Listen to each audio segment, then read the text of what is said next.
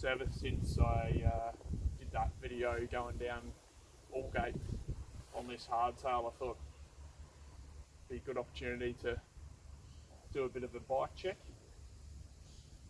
So I've had this for probably, what's it been now, say 7 or 8 months, I guess. So November last year, got it from Bicycles Online. Just wanted a cheap hardtail to run around on, bit of commuting to and from work, and a bit of wet weather riding as well. So it's a Marin Nail Trail 6, the 29-inch version.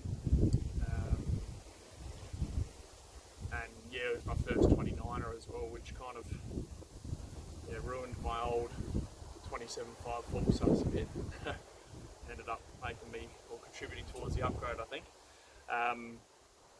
So yeah, in terms of components and stuff, if we start up the front first, it's got a Recon fork on it, a RockShox Recon fork, 120mm travel, just a standard motion control damper. So it goes from, it's just low speed compression, but it just goes from full open to closed. And you can tweak that. I've had it opened already, and you can tweak the damper a little bit with oil height and that sort of stuff, so that's pretty cool, and it's got reasonable progression on it as well. So I don't even think I've bottomed it out once, but probably the like a lot of these basic forks, the mid-stroke control, or yeah, mid-support could be that little bit better. In terms of cockpit setup, so this is just the stock cockpit. So it's got a Marin bar on there, 780, so same width, came stock 780, same width as what I've got on my pole. Yeah, just the stock grips.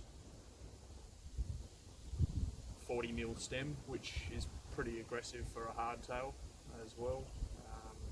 This bike sort of blurs the lines a little bit between cross-country, trail, and even into almost aggressive all-mountain sort of riding as well. Just with its setup and stuff, I guess you could put a bigger, beefier fork on the front too, and that would help things out a little bit. Out of the box, the brakes were they were okay, but they were pretty horrid, to be fair. If you went on anything more than a minute or two descent, which kind of want to do, and you grab a fair amount of brake, and it's quite a steep trail. So I swapped it out for some SLXs. I got a good deal on those. The shifter, so it's an NX, SRAM NX 1x11 shifter, and then 1x11 at the rear as well.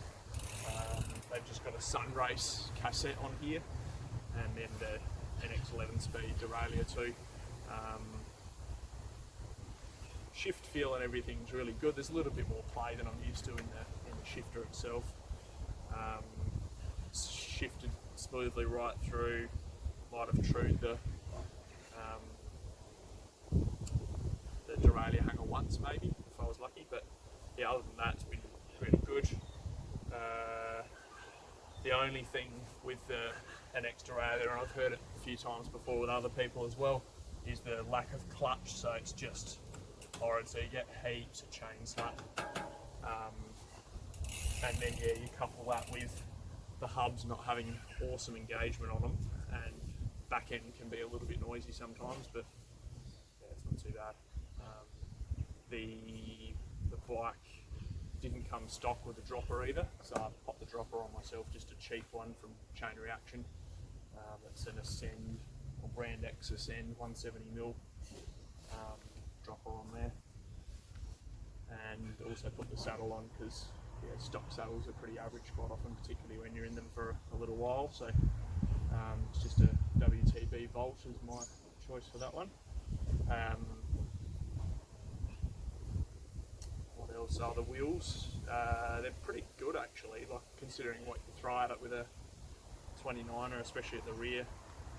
Fully kitted up, I'm probably 95 kilos or thereabouts, so you're putting a fair bit of force through that back wheel, particularly without suspension. And yeah, they've held up really nicely across a lot of rocky, rough trails. 29mm internal diameter on them as well, which is pretty cool. So you can fit anything up to a 2.5 tyre on it.